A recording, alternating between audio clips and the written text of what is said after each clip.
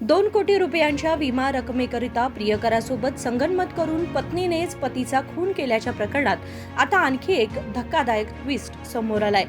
माजी सैनिक संदीप मंजरगी खून प्रकरणात FSL अधिकाऱ्यांचाही सहभाग असल्याचे पोलीस तपासात उघड झाले. ಬೆಳಗಾವಿ ಜಿಲ್ಲೆಯಲ್ಲಿ ಮಾರ್ಚ್ 13ನೇ ತಾರೀಕು ಒಂದು ಸೆಲ್ಫ್ ಸ್ಕಿಡ್ ಆಗಿ ಒಂದು ರೋಡ್ ಆಕ್ಸಿಡೆಂಟ್ ಆಗುತ್ತದೆ. ಸೊ ಅದರಲ್ಲಿ ಸಂದೀಪ್ ಕಾಲಗೌಡ ಮಂಜರ್ಗಿ ಎಂಬ ಒಂದು ವ್ಯಕ್ತಿ ಸುಮಾರು 46 ವರ್ಷ ಆರ್ಮಿಯಿಂದ ರಿಟೈರ್ ಆಗಿ ಬಂದು ಇಲ್ಲಿ ಗೋಡಗಿರಿ ಗ್ರಾಮದಲ್ಲಿ ವಾಸ ಮಾಡ್ತಾ ಇದ್ದಾರೆ. ಅವರು ಆಕ್ಸಿಡೆಂಟಲ್ಲಿ ಬಿದ್ದಿರ್ತಾರೆ.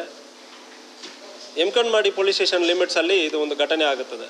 ಅಲ್ಲಿಂದ ಅವರನ್ನು ಹುಕ್ಕೇರಿ ಹಾಸ್ಪಿಟಲ್ ಗೌರ್ಮೆಂಟ್ ಹಾಸ್ಪಿಟಲ್ಗೆ ಕರ್ಕೊಂಡು ಹೋಗ್ತಾರೆ. ಅಲ್ಲಿಂದ ಅವ್ರ ವೈಫ್ ಇಲ್ಲಿಲ್ಲ, ನನ್ನ ಗಂಡನಕ್ಕೆ ಒಳ್ಳೆ ಟ್ರೀಟ್ಮೆಂಟ್ ಕೊಡಬೇಕಂದ್ರೆ ಹೇಳಿಬಿಟ್ಟು JG ಹಾಸ್ಪಿಟಲ್ ಘಟಪ್ರಭಾಕ್ಕೆ ಕರ್ಕೊಂಡು ಹೋಗ್ತಾರೆ. ಸೊ ಅವ್ರಿಗೆ ದೊಡ್ಡ ಗಾಯನೋ ಮೇಜರ್ ಇಂಜುರೀಸ್ ಯಾವುದೂ ಆಗುವುದಿಲ್ಲ. ಚೆನ್ನಾಗಿ ಮಾತನಾಡಿರ್ತಾರೆ. ನಮ್ಮ ಆಫೀಸರ್ಸ್ ವಿಡಿಯೋ ಸ್ಟೇಟ್ಮೆಂಟ್ ಕೂಡ ತೊಗೊಂಡಿರುವಾಗ ನನಗೆ ಏನಾಗಿಲ್ಲ ಸರ್, ಕೇಸ್ ಯಾವುದು ಬೇಡ ಅಂದರೆ ಸೆಲ್ಫ್ ಸ್ಕಿಡ್ ಆಗಿದೆ, ಯಾವುದು ಕೇಸ್ ಬೇಡ ಸರ್ ಅಂತ ಹೇಳಿರ್ತಾರೆ. ಸೊ ಬಟ್ 15ನೇ ತಾರೀಕು ಸಾಯಂಕಾಲ ಒಂದು 4:15ಕ್ಕೆ ಸಡನ್ ಆಗಿ ಹಾರ್ಟ್ ಅಟ್ಯಾಕ್ ಅಂದರೆ ರಿಪೋರ್ಟ್ ಆಗಿ ಡೆತ್ ಆಗಿರ್ತಾರೆ. ಹಾಸ್ಪಿಟಲಲ್ಲಿಯೇ ಅವರು ಡೆತ್ ಆಗಿದ್ದಾರೆ ಅಂದರೆ ಡಿಕ್ಲೇರ್ ಆಗುತ್ತದೆ. ಡಿಕ್ಲೇರ್ ಆಗೋ ಸಂದರ್ಭದಲ್ಲಿ ಸ್ವಲ್ಪ ಡೌಟ್ ಕಾಣ್ತಾ ಇತ್ತು. ಯಾಕಂದರೆ ಯಾವುದು ವಿಸಿಬಲ್ ಇಂಜರೀಸ್ ಯಾವುದು ಕಾಣ್ತಾ ಇಲ್ಲ. ಸೊ ಇದರಲ್ಲಿ ಬೇರೆ ಏನೋ ಆಗಿರಬಹುದು ಅಂದರೆ ಒಂದು ಡೌಟ್ ಮೇಲ್ಗಡೆ ನಾವು ಪೋಸ್ಟ್ ಮಾರ್ಟಮ್ ಮಾಡೋದಕ್ಕೆ ಬಿಮ್ಸ್ ಹಾಸ್ಪಿಟಲ್ಗೆ ಕಳಿಸ್ತೀವಿ. ಅಲ್ಲಿ ಲೋಕಲ್ ಹಾಸ್ಪಿಟಲಲ್ಲಿ ಬೇಡ, ಡಿಸ್ಟ್ರಿಕ್ಟ್ ಹಾಸ್ಪಿಟಲಲ್ಲಿ ಮಾಡೋಣ ಅಂದ್ರೆ ಬಾಡಿಯನ್ನು ಬಿಮ್ಸ್ ಹಾಸ್ಪಿಟಲ್ಗೆ ಕಳಿಸ್ತೀವಿ. ಅದ್ರ ಜೊತೆಗೆ ಇನ್ವೆಸ್ಟಿಗೇಷನಲ್ಲಿ ಆಫೀಸರ್ಸ್ ಇದರಲ್ಲಿ ಜನರಲಿ ರೋಡ್ ಆಕ್ಸಿಡೆಂಟಲ್ಲಿ ಕೆಲವೊಂದು ಪ್ರಶ್ನೆ ಹೇಳ್ತೀವಿ. ಇದರಲ್ಲಿ ಡೌಟ್ ಇರೋದ್ರಿಂದ ಪ್ರಶ್ನೆಯನ್ನು ಜಾಸ್ತಿ ಹೇಳಿದ್ವಿ. ಬೇರೆ ಪಾಯ್ಸನ್ ಯಾವುದು ಕೊಟ್ಟಿದ್ದಾರಾ ಇಂಥಗ ಡೀಟೇಲ್ ಎಲ್ಲ ಕಳಿಸಿ ನಾವು FSLಕ್ಕೆ ಇಂಟರ್ನಲ್ ಆರ್ಗನ್ಸ್ ವಿಸರ ಅಂದರೆ ಹೇಳ್ತೀವಿ, ಬ್ಲಡ್ ಸ್ಟೈನ್ಸ್ ಮತ್ತು ಹಾರ್ಟ್ ಇರ್ತದೆ, ಲಂಗ್ಸ್ ಇರ್ತದೆ ಮತ್ತು ಕಿಡ್ನಿ, ಇದೆಲ್ಲ ಸೇರಿ ಸ್ಯಾಂಪಲನ್ನು FSLಕ್ಕೂ ಕೂಡ ಕಳಿಸಿರ್ತೀವಿ. ಇದರಲ್ಲಿ ಯಾವುದೇ ವಿಷಯ ಯಾವುದು ಕೊಟ್ಟಿರ್ತಾರ ಈ ಪ್ರಶ್ನೆಯನ್ನು ಕೂಡ ಹೇಳಿದ್ವಿ. ಯಾಕಂದರೆ ಸಡನ್ ಆಗಿ ಚೆನ್ನಾಗಿರೋರು ಹಾರ್ಟ್ ಅಟ್ಯಾಕ್ ಆಗಿದೆ ಅಂದರೆ ಬಂದಾದ್ಮೇಲೆ ಸ್ವಲ್ಪ ಡೌಟ್ ಮೇಲ್ಗಡೆ ಮಾಡಿದ್ವಿ. ಜನರಲಿ ರೋಡ್ ಆಕ್ಸಿಡೆಂಟ್ ಆಗೋ ಸಂದರ್ಭದಲ್ಲಿ ರ್ಯಾರ್ಲಿ ಫ್ಯೂ ಕೇಸಲ್ಲಿ ಮಾತ್ರ ನಮಗೆ ಆ ಶಾಕಲ್ಲಿ ಹಾರ್ಟ್ ಅಟ್ಯಾಕ್ ಆಗುತ್ತದೆ. ಅದರ್ವೈಸ್ ಅಂಥ ಹಾರ್ಟ್ ಅಟ್ಯಾಕ್ ಆಗೋದಿಲ್ಲ. ಈ ಕೇಸಲ್ಲಿ ನಮಗೆ ಡೌಟ್ ಇತ್ತು. ಬಟ್ FSL ಇರೋ ಸಂದರ್ಭದಲ್ಲಿ ನಮಗೆ ಏನೂ ಇಲ್ಲ ಅಂದರೆ ಹೇಳಿಬಿಟ್ಟು ಕಳಿಸಿದ್ದೀವಿ. ಸ್ಯಾಂಪಲ್ ಎಲ್ಲ ಬಂತು. ದೆನ್ ರಿಪೋರ್ಟು ಬಂತು. ರಿಪೋರ್ಟಲ್ಲಿ ಯಾವುದೇ ಪಾಯ್ಸನ್ ಯಾವುದೂ ಇಲ್ಲ, ಇದು ಹಾರ್ಟ್ ಅಟ್ಯಾಕ್ ಅಂದರೆ ಆಲ್ಮೋಸ್ಟ್ ರಿಪೋರ್ಟ್ ಬಂತು. ಯಾವುದಲ್ಲಿ ಪಾಯ್ಸನ್ ಸ್ಯಾಂಪಲ್ ಯಾವುದೂ ಇಲ್ಲ ಅಂದರೆ ರಿಪೋರ್ಟ್ ಕೊಟ್ಟಿರ್ತಾರೆ. ಸೊ ಇದಾದ ನಂತರ ಅಲ್ಲಿ ಒಂದು ವ್ಯಕ್ತಿ ಪುಂಡಲಿಕ್ ವಿಠಲ್ ಡೊಂಬರ್ ಎಂಬವನ ಒಂದು ಸ್ಟೇಟಸ್ ಹಾಕ್ತಾನೆ.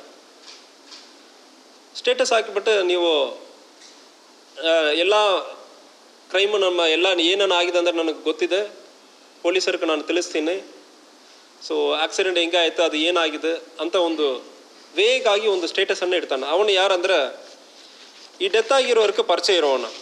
ಡೆತ್ ಆಗಿರುವ ಸಂದೀಪ್ ಕಾಲಗೌಡ ಮಂಜರ್ಗಿಗೆ ಪರಿಚಯ ಇರೋವನು.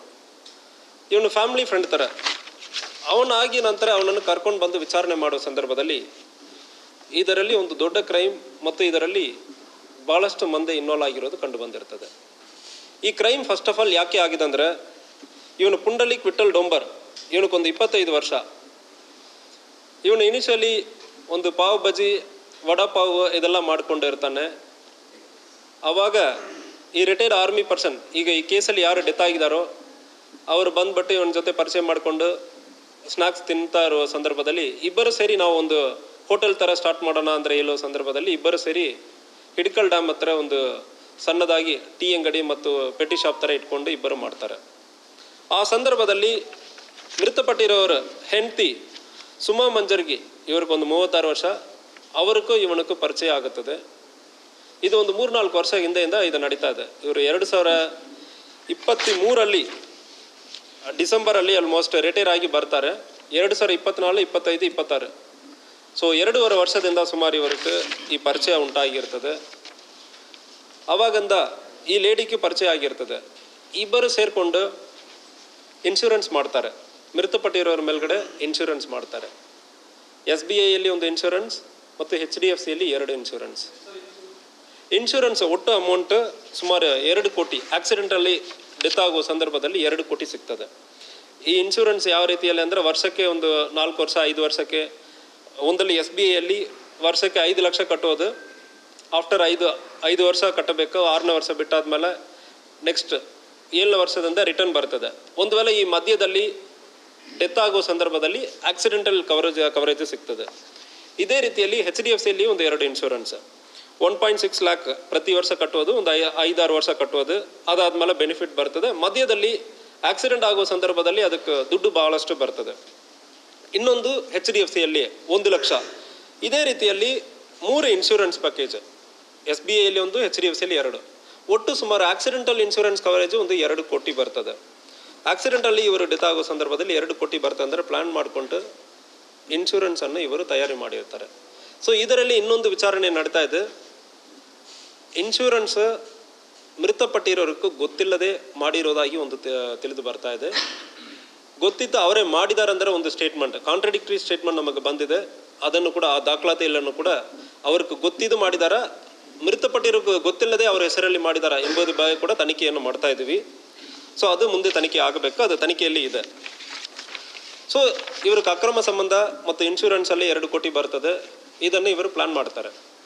ಫಸ್ಟ್ ಆಕ್ಸಿಡೆಂಟ್ ಆಗುತ್ತದೆ. ಆಕ್ಸಿಡೆಂಟ್ ಮಾರ್ಚ್ 13ನೇ ತಾರೀಕು ಆಕ್ಸಿಡೆಂಟ್ ಆಗುತ್ತದೆ. ಆಗುವ ಸಂದರ್ಭದಲ್ಲಿ ಗೌರ್ಮೆಂಟ್ ಹಾಸ್ಪಿಟಲ್ಗೆ ಹೋಗ್ತಾರೆ. ಅಲ್ಲಿಂದ ಘಟಪ್ರಭಾಕ್ಕೆ ಹೋಗ್ತಾರೆ. ಘಟಪ್ರಭಾಕ್ಕೆ ಯಾಕೆ ಹೋಗ್ತಾರೆ ಅಂದರೆ ಹೇಳೋ ಸಂದರ್ಭದಲ್ಲಿ ಘಟಪ್ರಭಾಕ್ಕೆ ಇವನು ಮೃತಪಟ್ಟಿರೋ ಹೆಂಡತಿ ಜೊತೆ ಅಕ್ರಮ ಸಂಬಂಧ ಇರೋವನು ರಿಲೇಟಿವ್ ಒಬ್ಬನ ಅಲ್ಲಿ ಕೆಲಸ ಮಾಡ್ತಾನೆ. ರಾಹುಲ್ ಹನುಮಂತ್ ಜೋಗಿ JG ಕೋಆಪರೇಟಿವ್ ಹಾಸ್ಪಿಟಲಲ್ಲಿ ಅವನು ಫಾರ್ಮಸಿ ಓದುತ್ತಾ ಇರ್ತಾನೆ, ಅಲ್ಲಿಯೇ ಇರ್ತಾನೆ. ಗೌರ್ಮೆಂಟ್ ಹಾಸ್ಪಿಟಲಿಂದ ಯಾವುದೇ ಗಾಯ ಇಲ್ಲದೆ ಇರೋನನ್ನು ಘಟಪ್ರಭಾ ಹಾಸ್ಪಿಟಲ್ಗೆ ಕರ್ಕೊಂಡು ಹೋಗ್ತಾರೆ. ಕರ್ಕೊಂಡೋಗಿ ಜನರಲ್ ವಾರ್ಡ್ಗೆ ಹಾಕಲ್ಲ, ಸ್ಪೆಷಲ್ ರೂಮ್ ತೊಗೊಳ್ತಾರೆ. ಸ್ಪೆಷಲ್ ರೂಮಲ್ಲಿ ಅಡ್ಮಿಟ್ ಮಾಡ್ತಾರೆ. ಅಡ್ಮಿಟ್ ಮಾಡಿ ನಂತರ ಸೊ ಇದು ಒಳ್ಳೆಯ ಅವಕಾಶ ಸಿಕ್ಕಿದೆ, ಎನಿವೆ ಆಕ್ಸಿಡೆಂಟ್ ಆಯಿತು, ಇದು ಆಕ್ಸಿಡೆಂಟಲ್ ಡೆತ್ ಥರ ತೋರಿಸಬೇಕಂದ್ರೆ ಪ್ಲ್ಯಾನ್ ಮಾಡ್ತಾರೆ. ಇದಕ್ಕೆ ಇವನು ರಾಹುಲ್ ಎಂಬವನು ಸಜೆಷನ್ ಕೊಡ್ತಾನೆ, ಪಾಯ್ಸನ್ ಕೊಡುವುದಕ್ಕೆ. ಇನ್ಸೆಕ್ಟಿಸೈಡ್ ಪಾಯ್ಸನ್, ಟ್ಯಾಕ್ಟಿಕ್ ಅಂದರೆ ಒಂದು ಪಾಯ್ಸನ್ ಇರ್ತದೆ. ಸೊ ಆ ಪಾಯ್ಸನನ್ನು ಮತ್ತು ರ್ಯಾಟ್ ಪಾಯ್ಸನನ್ನು ಮಿಕ್ಸ್ ಮಾಡಿ ಕೊಡೋಣ ಅಂದರೆ ಪ್ಲ್ಯಾನ್ ಮಾಡ್ತಾರೆ. ಇದು ಇವನು ರಾಹುಲ್ ಅವನ ಐಡಿಯಾವನ್ನು ಕೊಟ್ಟಿರ್ತಾನೆ. ಆ ಐಡಿಯಾ ಮೇಲ್ಗಡೆ ಈ ಪಾಯ್ಸನನ್ನು ಸಲೈನ್ ಬಾಟಲಲ್ಲಿ ಇಂಜೆಕ್ಟ್ ಮಾಡ್ತಾರೆ. ಫಸ್ಟ್ ಇವರೊಂದು ಬೇರೆ ಒಂದು ಸಲೈನ್ ಬಾಟಲಲ್ಲಿ ಫಸ್ಟ್ ಡೇ ಇಂಜೆಕ್ಟ್ ಮಾಡ್ತಾರೆ, 14th. ಅದು ಪ್ರೆಷರ್ ಕಮ್ಮಿ ಇರೋದ್ರಿಂದ ಬಾಡಿ ಒಳಗೆ ಹೋಗಿಲ್ಲ. 15th ಇವರೇ ಸೆಪ್ರೇಟ್ ಒಂದು ಸಲೈನ್ ಬಾಟಲ್ ತೊಗೊಂಡು ಬರ್ತಾರೆ. ಯಾಕಂದರೆ ರೆಗ್ಯುಲರ್ ಸಲೈನ್ ಬಾಟಲ್ ಹಾಸ್ಪಿಟಲ್ ಅವರು ತೊಗೊಂಡು ಹೋಗಿ ಬಿಡ್ತಾರೆ. ಮತ್ತು ಬೇರೆ ಯಾರಿಗೂ ಸಮಸ್ಯೆ ಬಂದುಬಿಡ್ತಂದ್ರೆ ಗೊತ್ತಾಗಿಬಿಡ್ತಂದ್ರೆ ಹೇಳಿಬಿಟ್ಟು ಇವನೇ ಒಂದು ಸಲೈನ್ ಬಾಟಲನ್ನು ತಯಾರಿ ಮಾಡಿ ಅದರಲ್ಲಿ ಟಿಕ್ ಟ್ಯಾಕ್ ಅಂದರೆ ಒಂದು ಪಾಯ್ಸನ್ ಇರ್ತದೆ, ಇನ್ಸೆಕ್ಟಿಸೈಡ್ ಪಾಯ್ಸನ್, ಅದನ್ನು ಕೊಡ್ತಾನೆ. ಸೊ ಜೊತೆಗೆ ಸ್ಲೀಪಿಂಗ್ ಪಿಲ್ಲನ್ನು ಕೊಟ್ಟಿರ್ತಾರೆ ಅವನಿಗೆ. ಇದನ್ನು ಕೊಟ್ಟು ಆದಮೇಲೆ ಹಾರ್ಟ್ ಅಟ್ಯಾಕ್ ಥರ ಆಗಿರ್ತದೆ. ಹಾರ್ಟ್ ಅಟ್ಯಾಕ್ ಆಗಿ ಅರ್ಧ ತಾಸಲ್ಲಿ ಮೃತಪಟ್ಟಿರೋದಾಗಿ ಸ್ಟೇಟ್ಮೆಂಟ್ ಕೊಟ್ಟಿದ್ದಾರೆ. ಸೊ ಈ ಟಿಕ್ ಟಾಕ್ ಪಾಯ್ಸನ್ ಆದಮೇಲೆ ಇದು ಪೆಸ್ಟಿಸೈಡ್ ಇರ್ತದೆ, ಇದು FSL ರಿಪೋರ್ಟಲ್ಲಿ ಬರಬೇಕು. ಇದನ್ನು ಚೆಕ್ ಮಾಡೋ ಸಂದರ್ಭದಲ್ಲಿ FSL ಅಲ್ಲಿ ಕಾಂಪ್ರಮೈಸ್ ಆಗಿರೋದು ಗೊತ್ತಾಗಿದೆ. FSL ಅಲ್ಲಿ ಈ ಡಾಕ್ಯುಮೆಂಟನ್ನು ಎಡಿಟ್ ಮಾಡಿ ಟೆಸ್ಟಲ್ಲಿ ಬಂದಿರೋದ ರಿಸಲ್ಟನ್ನು ಚೇಂಜ್ ಮಾಡಿ ಕೊಟ್ಟಿರೋದು ಕಂಡು ಬಂದಿರ್ತದೆ. ಇದನ್ನು ಹೆಂಗೆ ನೀವು ಕಂಡುಹಿಡಿದಿದ್ದೀರ ಅಂದರೆ ಹೇಳೋ ಸಂದರ್ಭದಲ್ಲಿ ಸೊ ಇದರಲ್ಲಿ ಫಸ್ಟ್ मृतपಟ್ಟಿರೋ ಹೆಂಡತಿ यमकनमर्डी पोलीस ठाण्याच्या हद्दीतील घटगोरी गावातील माजी सैनिक संदीप मंजरगी यांच्या मृत्यूला सुरुवातीला अपघाताचं रूप देण्यात आलं होतं. मात्र पुढील तपासात हा पूर्वनियोजित खून असल्याचं स्पष्ट झालं. या प्रकरणात शवविच्छेदन अहवाल आणि FSL रिपोर्टमध्ये फेरफार करून प्रकरणाची दिशा बदलण्याचा प्रयत्न करण्यात आल्याचा आरोप आहे. राज्यात पहिल्यांदाच FSL अधिकाऱ्यांचा खून प्रकरणात सहभाग उघड झाल्याने खळबळ उडाली आहे. बेळगाव येथील FSL कार्यालयातील वरिष्ठ वैज्ञानिक अधिकारी PN Nagraj, lab assistant Channayya आणि गुमास्ता अप्पासाहेब नाईक यांना पोलिसांनी अटक केली आहे. तसेच पोलीस आयुक्त कार्यालयात कार्यरत असलेल्या FDA अशोक गुजराळ यालाही ताब्यात घेण्यात आले. सुमारे 3 लाख रुपये घेऊन अहवालात फेरफार केल्याचा आरोप आहे. आरोपी सुमाकडून पैशांचं वाटप करण्यात आलं असून FDA अशोकच्या माध्यमातून FSL अधिकाऱ्यांशी संपर्क साधण्यात आल्याचं तपासात समोर आलं.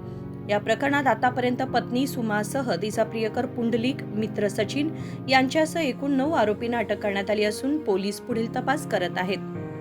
विनोद कोलकार, KMM मराठी, बेळगाव.